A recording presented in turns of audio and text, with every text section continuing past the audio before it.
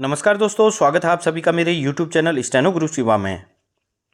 दोस्तों शुरू करते हैं आज की एडवांस डिक्टेशन।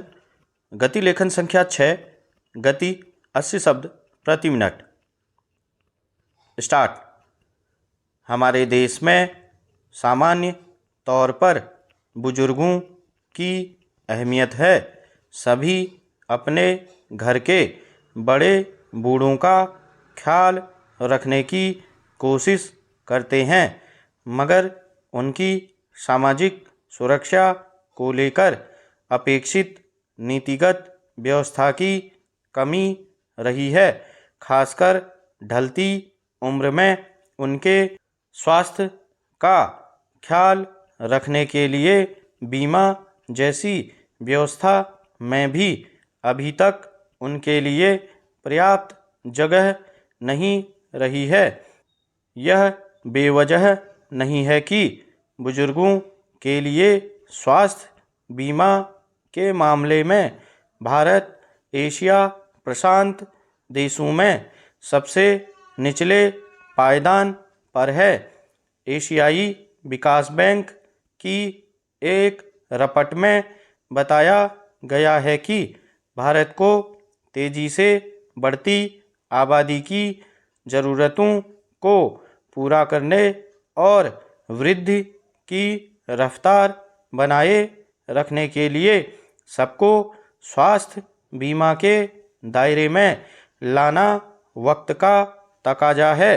हालांकि गरीब लोगों को नकदी रहित स्वास्थ्य बीमा देने वाली आयुष्मान भारत जैसी योजना आने के बाद से बुजुर्गों के लिए स्वास्थ्य से संबंधित सुविधाओं का विस्तार हुआ है, लेकिन इस ओर विशेष ध्यान देना समाज और देश के हित में है, क्योंकि अधिक उम्र वाले लोगों की मौजूदगी से मिलने वाला लाभांश ज़्यादा हो सकता है।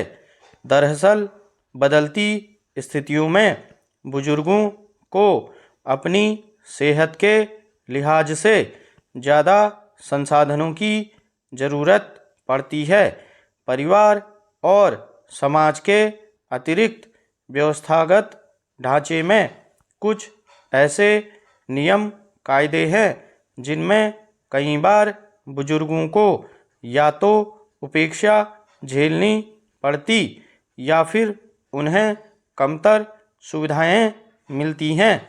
मसलन स्वास्थ्य के क्षेत्र में बीमा के मामले में देखें तो ज़्यादा उम्र के लोगों के लिए जैसी शर्तें रखी गई हैं उसमें उनको कोई विशेष लाभ नहीं मिल पाता, जबकि बढ़ती उम्र के साथ सेहत के लिहाज से कई ऐसी स्थितियां पैदा होती हैं जिनमें उन्हें स्वास्थ्य बीमा की सबसे ज़्यादा ज़रूरत पड़ती है।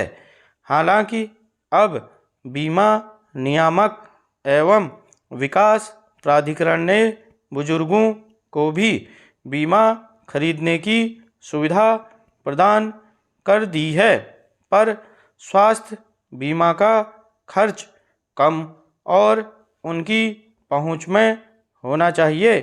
इस संदर्भ में देखें तो एशियाई बैंक विकास की ताज़ा रिपोर्ट नीतिगत स्तर पर ठोस पहल की ज़रूरत को रेखांकित करती है।